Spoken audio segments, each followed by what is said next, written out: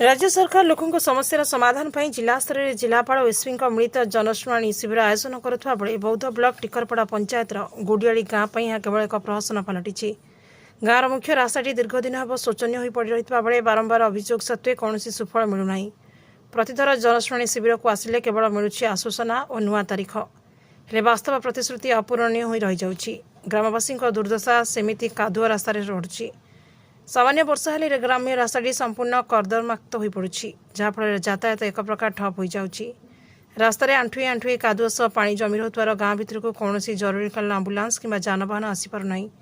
रोगी और गर्भवती महिला को डाक्तरखाना नेबापी ग्रामवासी को खटिया बोही प्राय 2 किलोमीटर दूर जावाक पड़ुछि। स्थानीय सरपंच आरंभ कर बौद्ध विडीओ जिलापाल और एसपी पर्यंत समस्त द्वारस्थ हो ग्रामवासी थकिगले। जनशुणाणी शिविर में बारंबार अभियोग पर प्रशासन एभली निष्क्रियता को नहीं स्थानीय अंचल तीव्र जन असंतोष प्रकाश पाई। प्रशासन तुरंत एप्रति दृष्टि दे वर्षा दिन पूर्व उक्त रास्तार मरामती कर कंक्रीटकरण करने को गुड़ियाड़ी ग्रामवासी जोरदार दाबी करिसेंति।